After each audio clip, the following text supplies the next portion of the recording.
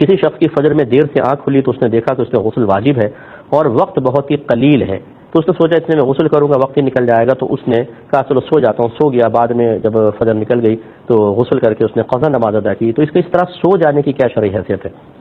دیکھیں مسئلہ یہ ہے کہ امام اعظم امام ابو یوسف امام محمد رضی اللہ تعالی عنہم یہ جو ہمارے ائمہ ثلاثہ حنفی علماء کہلاتے ہیں، ان تین کا تو حکم یہی ہے کہ اگر کوئی شخص قلت وقت کا شکار ہو جائے کہ بالکل اب بس نماز قضا ہونے والی ہے اور اس کا وضو نہ ہو، تو اس قلت وقت کو انہوں نے تیمم کے لیے عذر نہیں مانا ہے، یعنی وہ وضو ہی کرے، اگر وقت بچا تو ٹھیک، نہیں تو پھر وہ نماز کو قضا کرے گا۔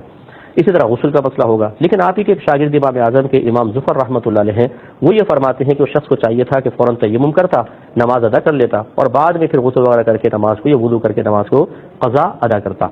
اور آج کل جو ہمارے بہت سے علماء ہیں وہ انہی امام ظفر رحمۃ اللہ علیہ کے قول کو اختیار کر رہے ہیں، اور اس کی وجہ یہ ہے کہ اگر لوگوں کو یہ کہہ دیا جائے کہ نہیں بھائی تم تیمم نہیں کر سکتے، بعد میں نماز پڑھنا، تو پھر سستی بڑھ جائے گی اور یہ عادت بنا لیں گے، یار بہت ہی قلیل وقت ہے، اٹھے اگر 4 منٹ بھی ہے نا تو بولیں گے نہیں قلیل وقت ہے، اتنے قلیل وقت میں وضو نہیں کر سکوں گا اور نماز قضا کرنے کی عادت بنے گی۔ اس لیے بہتر یہ ہے امام ظفر کے قول کے مطابق کہ ان کو کہا جائے آپ اٹھیں، تیمم کریں اور پھر نماز ادا کریں، بعد میں تو قضا ادا ہونی ہے، بعد میں پڑھنی ہے، تو فائدہ یہ ہوگا کہ اٹھنے کے عادی رہیں گے، ورنہ ایک دفعہ سونے کا عادی بن جائے تو پھر انسان 2-3 بس نمازیں قضا ہو جائیں، اس کے بعد فجر میں اٹھنا اس کے لیے عذاب بن جاتا ہے، اس لیے امام ظفر رحمۃ اللہ علیہ کے قول کو اختیار کرنا انسب ہے۔ لیکن اگر کوئی عالم دین امام اعظم اور صاحبین کے مسئلے کو اختیار کیے ہوئے تو وہ بالکل ٹھیک مسئلہ ہے، یہ نہیں ہے کہ آپ اس میں تذبذب کے عالم میں آ جائیں کہ جی فلاں عالم تو یہ کہہ رہے ہیں، مفتی صاحب یہ کہہ رہے ہیں، دونوں اپنی جگہ بالکل ٹھیک مسئلے ہیں، حکمت اور مصلحت